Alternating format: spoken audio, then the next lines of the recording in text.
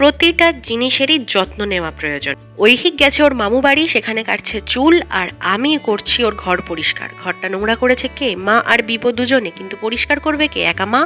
এই যে ঘরের কোনায় ঝুল, আর গোটা বাড়িটা অত্যাধিক নোংরা হয়ে গেছে। তো ডিপ ক্লিনিং চলছে। ডিপ ক্লিনিং মানে ভীষণ ডিপ ক্লিনিং। জানলাগুলো এইভাবে পরিষ্কার করার পর দেখো এত ধুলো বেরিয়েছে। আর ও তো ওর খেলনা আমায় ধরতে দেয় না, তাই ও যখন বাড়ি নেই তখন আমি ধরেছি ওর সমস্ত রকম খেলনা, আর সেগুলো থেকে অপ্রয়োজনীয় ছোট ছোট জিনিস, ভাঙাচোরা জিনিস সব আমি বাদ দিয়ে দিচ্ছি। আজকের ঘর পরিষ্কারে আমার রোজগার 5টা টাকা। যাই হোক, তো এবার দেখো সারা ঘরের কি অবস্থা। আর ঠিক এই সময় মাস্কটা দিল আমার সাথ ছেড়ে। এখন নাকে গামছা পেতে পরিষ্কার করতে হবে। তো এই এক বস্তার ওপরে বেরিয়েছে ওর অপ্রয়োজনীয় খেলনা, যেগুলো আমি ফেলে দিচ্ছি। থাকছে শুধু কটা সফট টয়েস আর কটা খেলনা। তো এবার পুরো ঘরটা ক্লিন করে নেওয়ার পরে এরকম একটা লুক এসছে।